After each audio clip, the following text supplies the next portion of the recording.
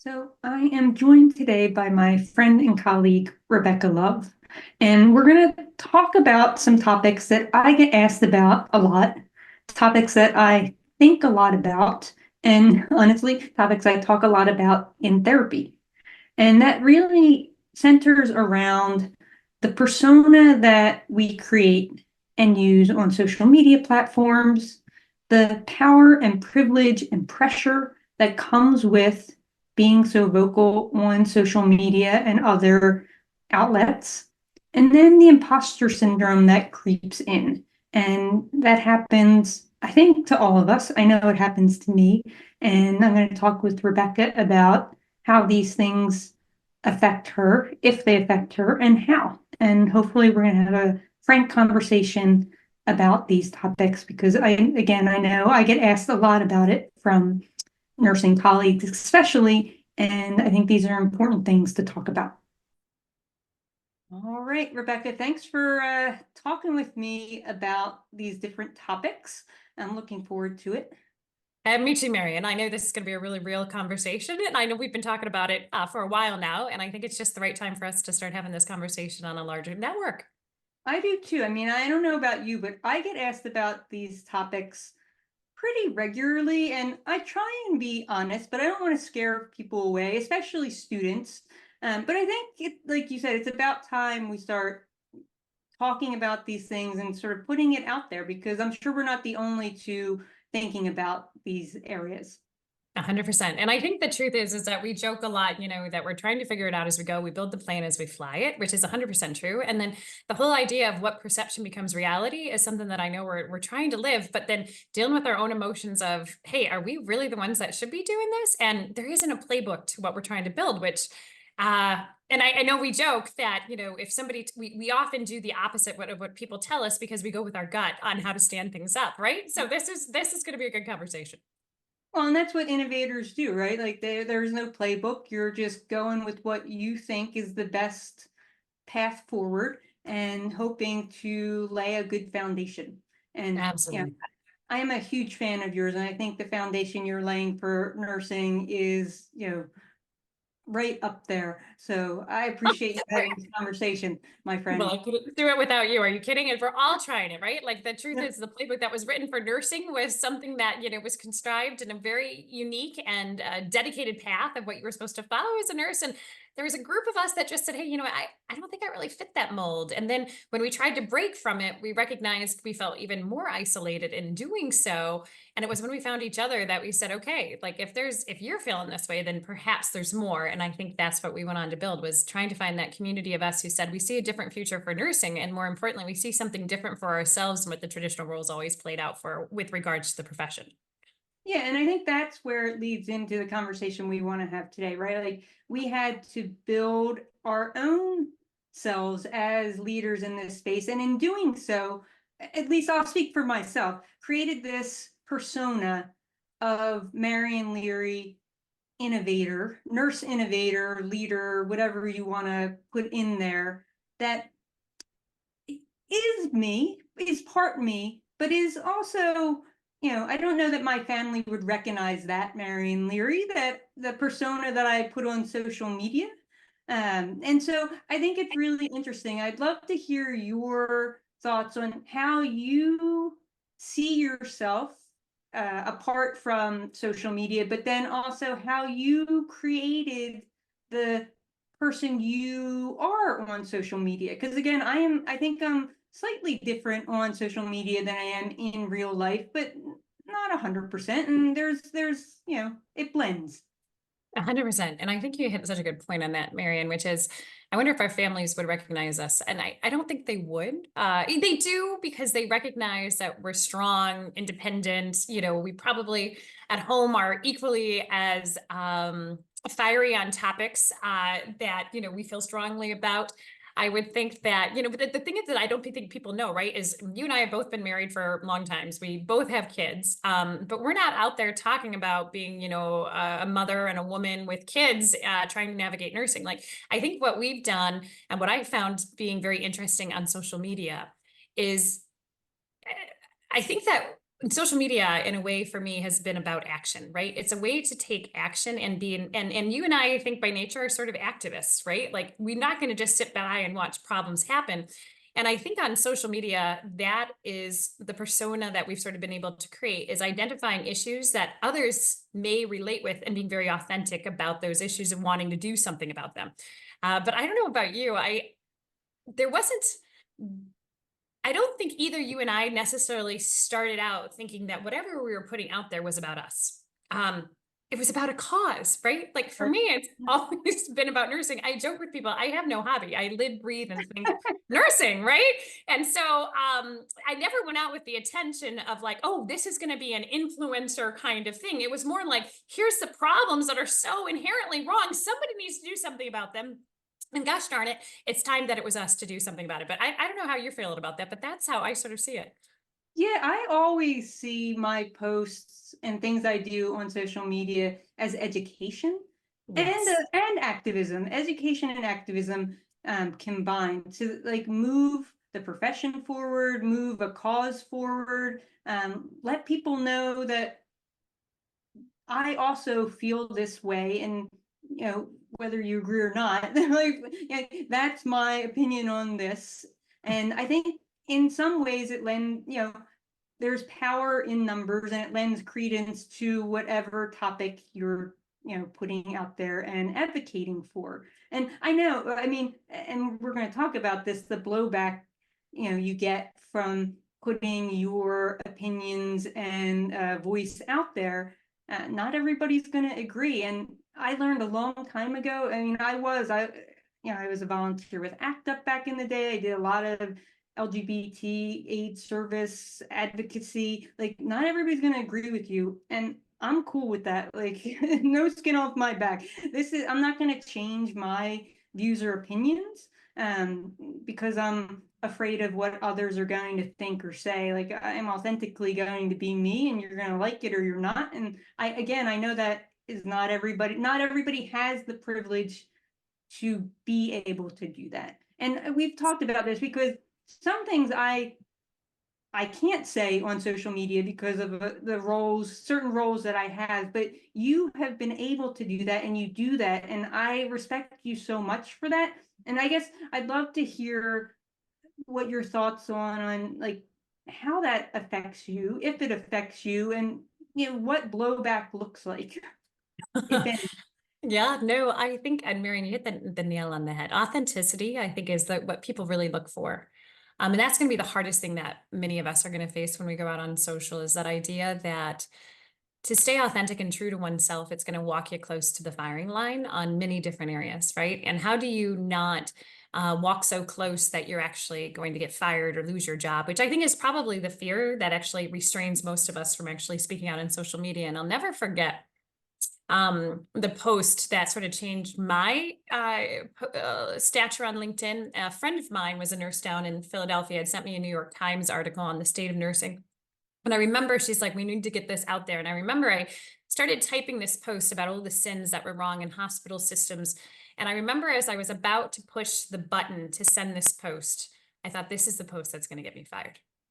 And should I do this? And I hit the post and I said, you know what? Like, it needs to be talked about. Like, the risk is too big. And I remember I hit the submit button, and suddenly the post blew up. In a way, it went viral for the day, the #1 post on LinkedIn and all topics. And that was like 2 weeks later, I get a phone call from LinkedIn and they said, hey, congratulations, we'd like to make you a LinkedIn top voice. And I thought to myself, what? Wait a second. Like, I was certain this was the end of my career as opposed to the start of something different.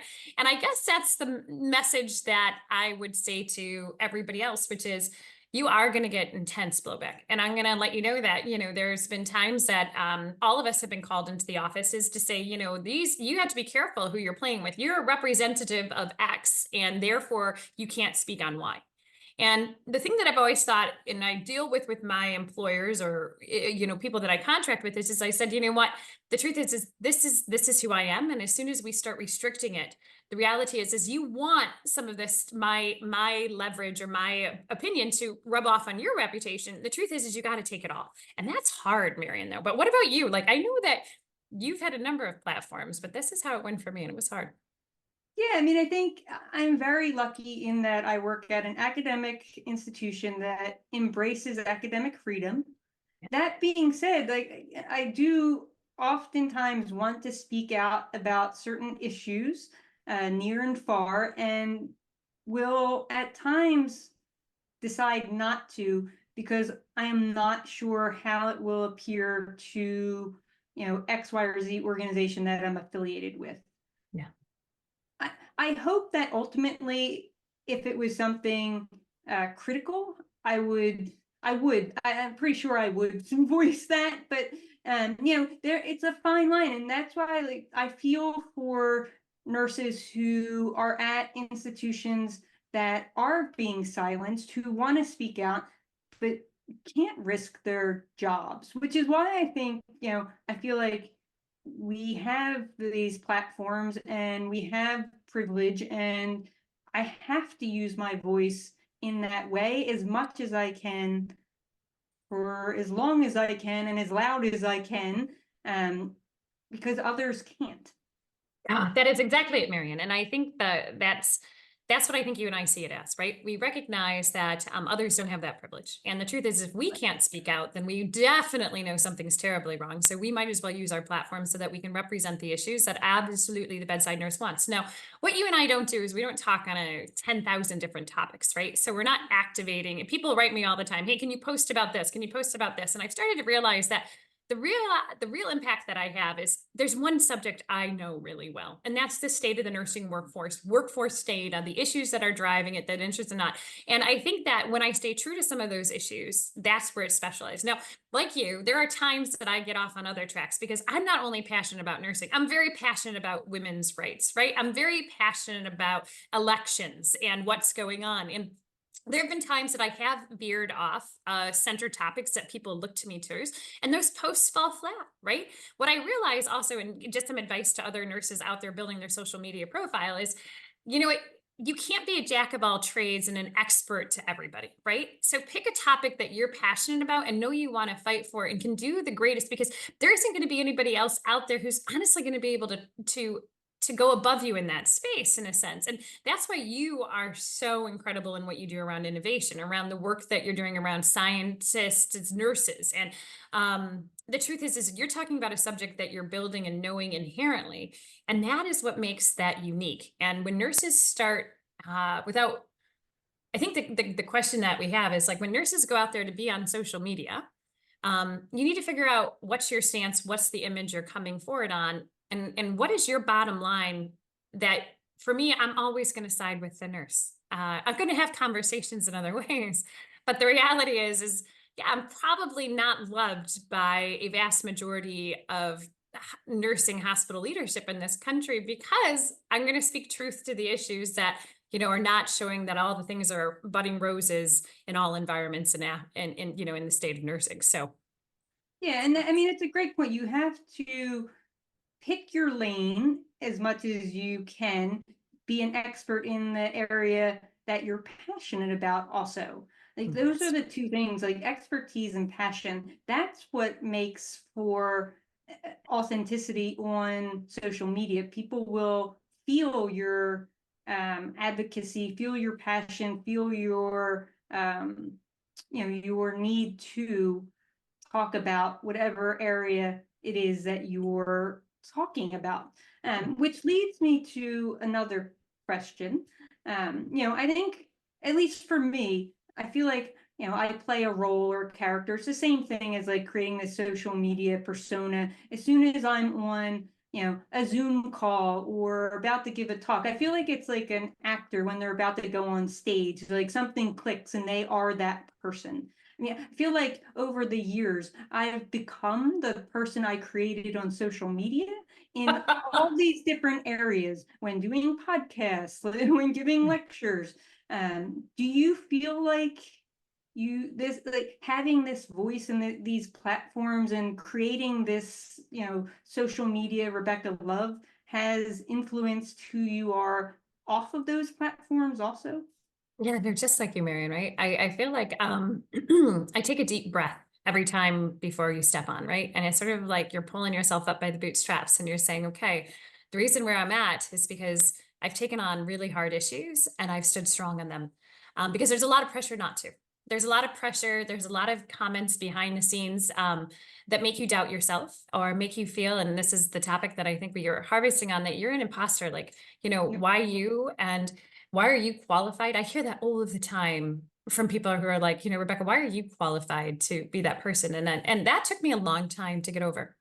That took me a long time to thinking, well, then if I'm not qualified, who is? Right? Why is your voice more important than mine? Because the truth is that I've walked these shoes and I live these lives and I talk to nurses all over the country every day. But there is a lot of shaming, in a sense, for people who start to challenge the status quo. And this isn't just us, right? Like, Marion, we know that throughout history, especially women that have come out bold and bright and innovative. One, that we're always publicly shamed, and then two, many of them have been erased from history, right?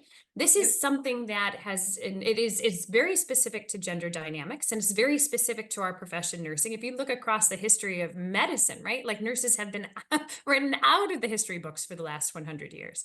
So I think that when we step onto these stages, yes, I take a deep breath and I think to myself, what is the knowledge that I have that I know I have to get across today? And the truth is I'm going to have to look strong and I'm going to have to look confident. And even if I don't feel that way all the time, the reality is I know that if I'm speaking truth to what I believe, the reality is I think that's relevant. And something that we're not talking about here, but I know you and I feel very strongly on too, Marian, is you and I both have daughters. And I've looked back across history and I realized I saw how far my grandmother's generation could come. I saw how far my mother's generation come.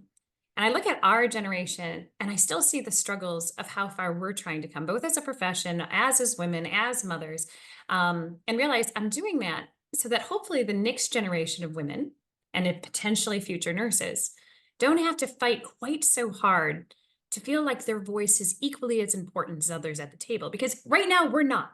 There is no equality when it comes to equality on who has the conversation and who dominates the power within all of these structures that we play in. And I think that's the fight that we're fighting right now.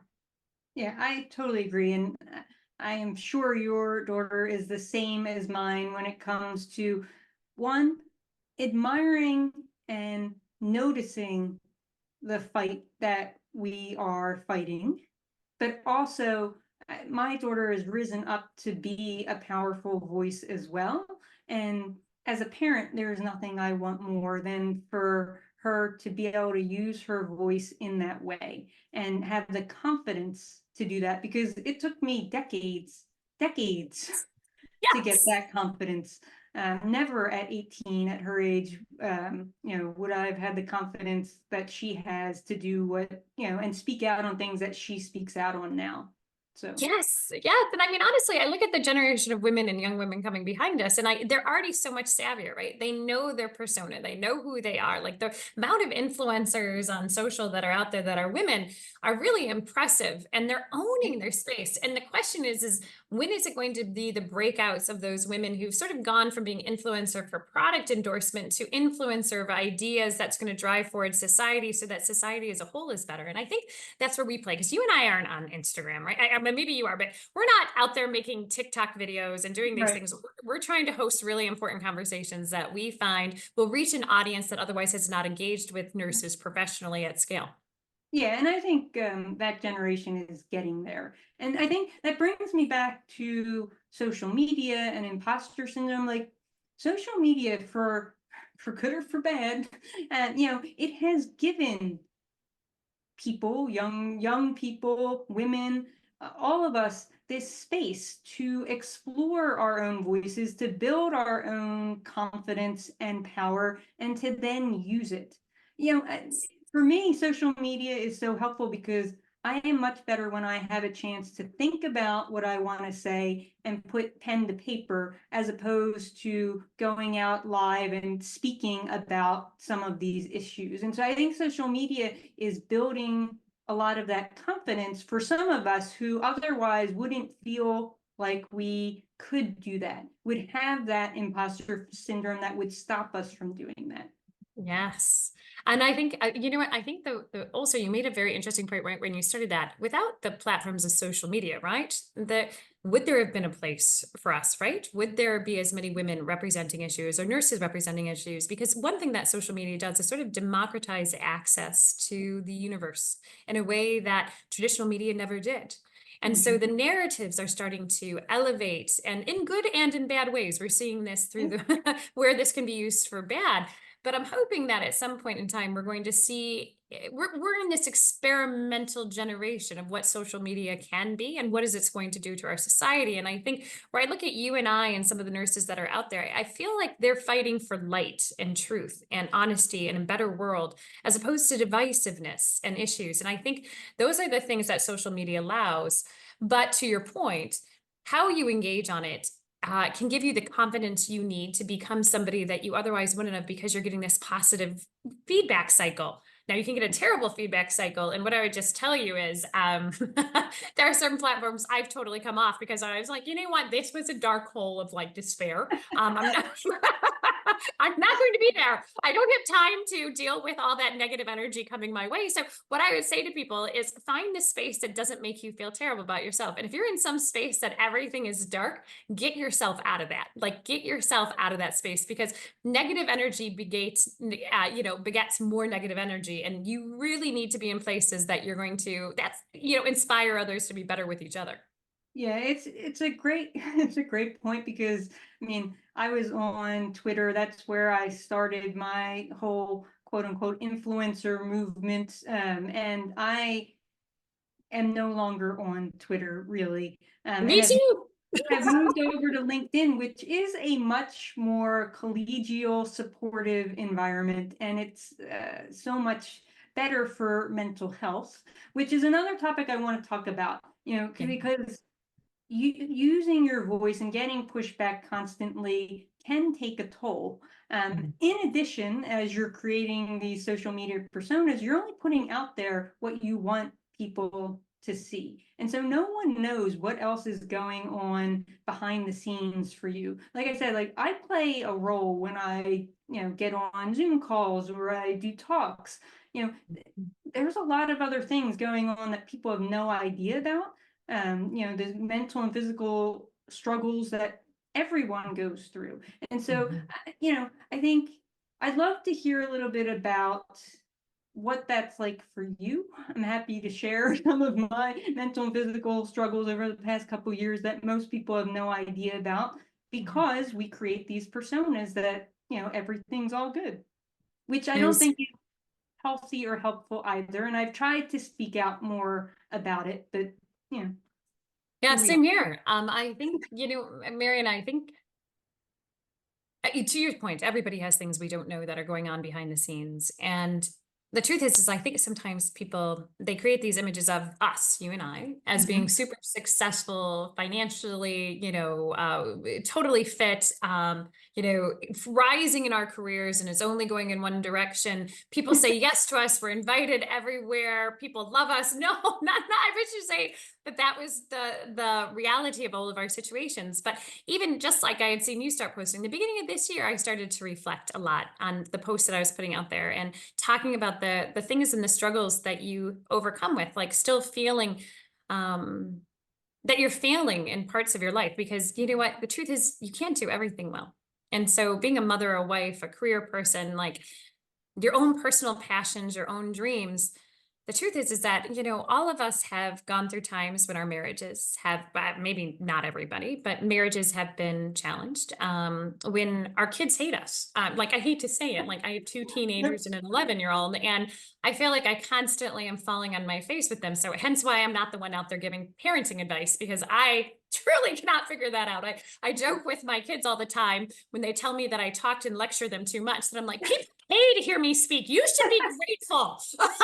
Right, but my family doesn't appreciate that kind of joking. But I think you and I, we push so hard for a better world. We internalize the fights that we're doing, right? Like this is personal to us. It's not business. We don't, I wish we pursued money. I wish I could be so motivated by money that I would just take that job and stick with it above all else. But the reality is that there's things about y- people like you and I, which is that's not what motivates who we are. So when we don't see change fast enough, or we recognize that we just jeopardized something that was internal to us that then disrupted our grounding, that takes us a while to come back on. And I know, Marion, you've gone through some things too, because you sent me a great book that I needed to appreciate, like Rest is Resistance. I just need to stop. Maybe take a nap sometimes would be a good thing to recharge. But tell me, what you've gone through this too. So what are you thinking? Yeah, I mean, I totally agree with you. Like, there's so many things that that affect the way that you react to things mentally, physically, and some of it's personal. Like, I have put out there that it was 2022 was a terrible year for me. Finishing my dissertation, my wife and I have been separated for 10 months. I was a physical and mental wreck, like anxiety, depression. But you know on social media, I don't think anybody would have known that. And so partly, I bring this up with you and to say, like, one, everybody's going through it and we don't know what we don't know. And so, like, to give each other space and grace and support in ways that I think will be helpful to others and to ourselves. The Rest is Resistance book, a good friend of mine sent that to me when I was struggling, and it was so helpful because we are 24/7, 365, always trying to do things. And we don't always have to be doing things. We have to be taking care of ourselves and our families. My perspective has changed significantly over the past 6 to 8 months. Like, I was feeling at rock bottom, and I've really tried to change my outlook, and many other things to get back to the person I want to be in real life, not on social media. And it's a conflict. I don't know about you, but it's a conflict. I started sort of withdrawing from a lot of things professionally, saying no to a lot of things, and personally feeling so much better. But now, such a mental struggle that I'm not doing enough. I'm not, like, speaking out enough. So it's hard. It's hard. It's so funny you say that, Marion, because I do think that my family would look at me and say, you don't put us first enough. All this other stuff is more important than us. That's a really tough one to balance. And I think there's truth to it. I think that sometimes we think the cause, like, is going to be more important than what our family's needs are, like showing up at my kids' baseball games or soccer games or football games or basketball games, like, and being there all those nights of the week. I'm just like, this feels distracting to me. Like, why do I have to sit in a gymnasium for an hour? It feels, I should be doing something different. And to your point, I heard this happens to women. Sort of, we hit these things, right? Like, you hit your 40s, and all of a sudden your kids are growing up, and you went back to the career, and you were trying to juggle it all, so your career took front and center, and then all of a sudden you realize in a blink of an eye that that entire family that you've had this whole time might be gone in a few years, right? So you try to juggle it and change those things, and I'm not quite to the point yet, to your point, of saying no. And I've been told that I need to start saying no a lot more. And I think it's because you realize also this other dichotomy is like, well, if I don't stay involved, I don't stay relevant. Yes, I talk to my therapist about this a lot. So tell me, what does this, because I don't have a degree in therapy, and I definitely, maybe I need a therapist to start visiting with. I'm sure my kids would say yes. No. I think I've yet to figure it out with them, honestly. Like, it makes so much sense when we're talking it through in, like, our sessions about how, like, what is relevant and what are your priorities, what is relevant, why do you need to be relevant? Yes. It's this whole, I mean, and again, I think this is a social media thing. It's this fear of missing out, fear of having that platform of, as much as, I mean, I hate to say it, I do like that people listen to what I say and find value in what I put out there, and that I am able to move the needle in some respects in the profession. Like, I don't want to, yeah, I don't want to over qualify what I put out there, but I think I hear from folks a lot that they like what I have to say, and that feels good. Yeah, no, it's so true. And I mean, we are moving the needle, right? And that's important. But to your point, there's social media in a sense is influence, but it's not reality. Right. Reality is the everyday stuff that you do at home, and you're fighting about mortgages, and you're fighting about, school activities, and trying to figure out, like, are we going on vacation or not going on vacation? And like those little things of day-to-day life that feel monotonous and exhausting. And you just are like, social media, it's that endorphin hit that's Yep. like, see, somebody heard me. Like, and what I say as a matter as, and it feels like you're doing something bigger than yourselves. And I think we are. Mhm.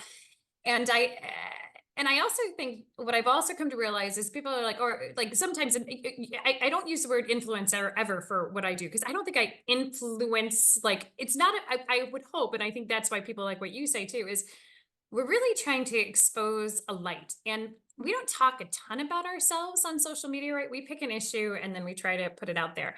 And there's other people out there that it is much more about them and their stories. And I think where you and I are evolving is sort of talking more about us as humans, to try Mhm. to help that next generation to feel that, hey, if we've been able to do what we're doing, because I mean, if nobody know, I don't know who's listening to this, but Marion, when we first met, right? Like, I was a community college professor. You were still like you at the University of Pennsylvania, but School of Medicine, with a whole bunch of, things that you guys had to start. But we were nobody, right? Like, honestly, like, the phone would be hung up on me thousands of times. Like, nobody wanted to talk to me. Like, I had no things like this. So that's what got different, was all of a sudden, through finding each other, through building movements. But the reaction is that I think social media, you have to build something that is greater than yourself to take those out. And that's what it became for us, was a network of people who were going to change the way that we had found nursing, and do it differently on terms that we hoped would actually stabilize and grow the profession that we see so much potential for. Right. And, building that community, and now allowing others to find that community and not feeling so alone, and feeling like they have a support system and a voice and people who can support them.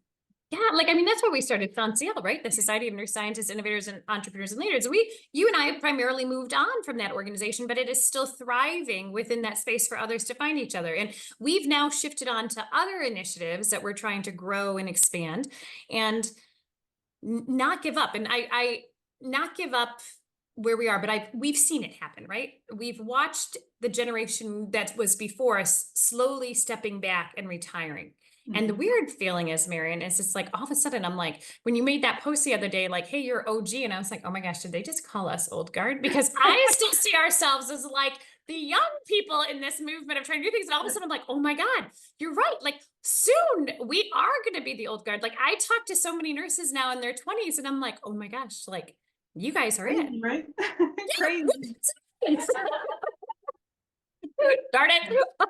COVID. I'm just blaming it on COVID. Those 3 years just blinked by. I don't know how it happened, but here we are. Mhm. So Yeah. what, I mean, Marion, I think what we want to talk about, like, part of the thing that we wanted to dive in for people who are tuning in, is that whatever perceptions we put out there, you and I still struggle a lot with being that person, right? Being invited to these rooms. And I think one thing that you should talk about is, you sit in a lot of academic spaces. I have now started to sit in a lot of the business spaces where I'm the only nurse in the room. And um, what happens in those rooms? And it is, for me, it has been some of the most, you know, uh, humbling experiences of my life, where being a nurse in a room full of people that are non-nurses that are trying to shape healthcare is something that I realize a lot of the things sometimes that I express are not understood. And that is a really hard place to be. And I don't know how it's been for you in academia and dealing with certain things that go on, but Yeah, I mean, I think I always find myself in what I've been told are sort of like unicorn positions. I'm like a unicorn, right? Like positions are often made specifically for me, and so I don't fit into, I'm not on the faculty tenure track, but I'm not technically staff either. I like am in a weird role, which I think is great for me. That's how I thrive. I like to create, and I like to, be that square peg that doesn't fit in a round hole.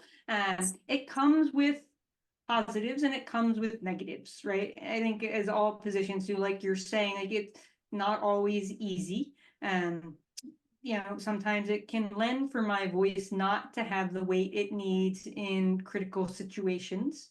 But it also allows me to do these different things that we've been talking about and have my voice heard in other places that it might not.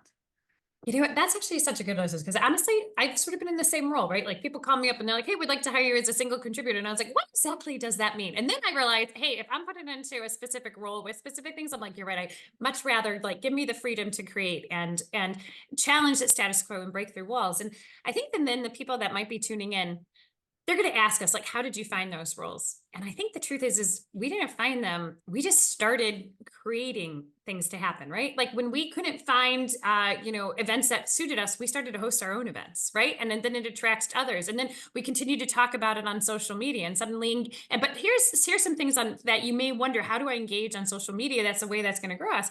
I always tell people on LinkedIn, if you're not comfortable posting, or you have this brilliant post but you realize nobody follows you, so nobody's going to read it, how you have to start dealing with it is you got to like other people's posts. Then you got to comment on their posts. Then you got to share their post with your ideas on top of it. And eventually you're going to start posting your own ideas. And because you built this community of like minded individuals, you yourself get invited into this community of people who want to share in your thoughts and share in your opinions. And more importantly, amplify the conversations that you're having. And that's where I would tell people to engage and how to engage.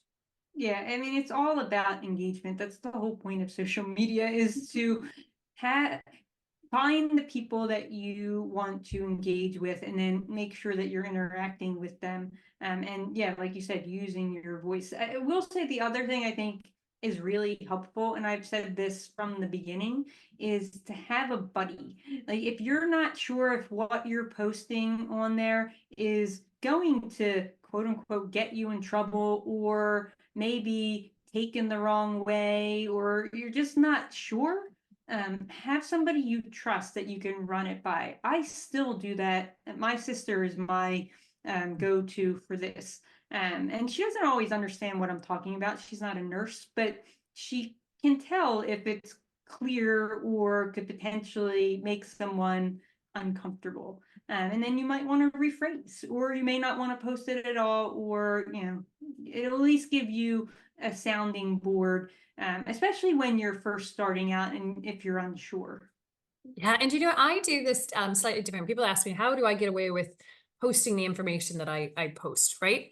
And the good news is I often link to an article that says it, and I simply summarize it. Now, I'm not, this is factual. It's been researched. It's been published by a different authority. So that's the other way to approach really difficult issues that obviously also allow you to open up those conversations. So I very rarely post on like if I post on, the issues of nurses going on strikes, I'm going to link directly to that strike and pull out the statistics that are in it, and then identify where I think further breakdowns are going on. And the truth is that's another way to give credibility to the words that you're speaking, because the truth is the question may be asked, why do you have that authority? When you're using somebody else from a credible site to actually be the platform for you to actually stir a greater conversation, you get that authority through showing that you are backing your topic up with the associated information that's relevant to that, through a non-biased party. So those are kind of the ways to tackle it too. Yeah, I love that you brought that up because I love how you do that. You using your voice, pulling out and backing it with the articles and data that are already published. So Yeah, it's interesting.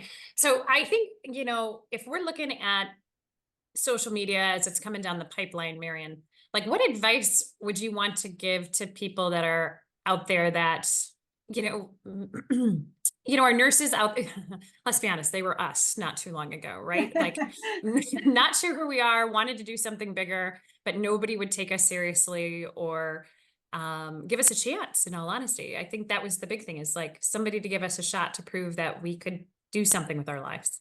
Yeah, I mean, I think we've talked about it throughout this whole episode, right? I mean, it starts off with just finding your area of expertise, finding your passion, and then building your social media presence around that, becoming that nurse expert in that area that gives you the credibility that you need on these platforms to continue to build your influence. And, Yes. the influence, again, for right or wrong, does lend itself to credibility and does lend you then to become that expert that news media reaches out to, other students, faculty, clinicians from around the globe will reach out to you, ask you to speak. It's like it builds on each other. But it's a slow build, and it has to be authentic, it has to be reliable, and it has Yes. to be relatable. 100%. And one other thing that I can always say to people too is when they call me about their jobs and their careers, I said, you know what, the job you have today is likely going to get you the job you have today. The truth is, you're going to have to volunteer in the spaces to get you involved in other things. People have to start noticing you and the value that you have. Now, sometimes your jobs will leapfrog and you'll have extraordinary opportunities. But what I always say is show up in those circles of the people that you want to be with that are going to cause those influences. So if you're not with one of your professional organizations, I mean, I didn't do those professional organizations, but you can join in and you can volunteer there. But there's also other things that you can do to engage differently with society, which is showing up at events that are going to get you places. We talk a lot about hackathons or design thinking events. Start showing up where there's a community of people, like people that are going to hackathons and design thinking events or conferences on healthcare are there not because they're happy with the status quo. They're looking for people to help them drive forward new ideas, and make yourself sort of engaged and invaluable in those conversations. And I'm not going to say that you should not get involved in your major organizations out there in healthcare, but when you're there, recognize that, it is going to take time for people to also notice you. So if you need to, make your own cohort and your own event and just get going for what you're passionate about, because you're going to be surprised how quickly when you put an idea into action, that stepping of a bias towards action, suddenly the universe starts to attract those people, as opposed to when you're sitting in your own head constantly, the universe doesn't recognize that as energy. Yeah. And I will say, and I'm gonna wrap us up here, that also reaching out to us, reaching out to the OG. There is a number of folks on social media, in real life, in nursing, in the profession, who just want to make it better and who want to help others make it better and who want to support the new next generation of nurses to make it better. So I will speak for myself. I love when nurses reach out to me and just want to connect and get advice and talk about what they're doing and just, make a friend. So 100%. use social media, use the platforms you have for that as well. It doesn't always have to be about speaking up and speaking out, but it's about community. That's it. Don't be scared to reach out to us, because the truth is I think Marion and I mean, gosh, 5 nurses a week I try to speak to. And so many of them have faced to know their entire existence on things that sometimes they just want to be heard and say, hey, I know you got this. Like, you know what? The only thing that stands in the way of your dreams is the fear that we hold ourselves back from actually achieving it. And I still deal with that every single day, wondering if I am good enough to achieve what I hope to achieve one day in life. And if I feel that way, you have to, I bet, I know so many others do too. So it's normal and it's okay. But the one thing that I can tell you is, and I've told this, I shared it with Marion because of some other things, is don't let somebody else define your passions or your dreams, and don't fail yourself. And that's going to be hard, and you're going to question it every single day that you're going forward, but you got this. And if we can help, we'll do it. And if you're not sure, reach out and we will let you know that you got this. You got it. Rebecca, you got this. Thank you for everything you do for the profession, for speaking up. I'm going to remind you that rest is in fact resistance, and you should start saying no to things. And I'm going to. That's going to be my new answer. 2024. No, no. exactly, exactly. And yeah, I just appreciate you talking with me today.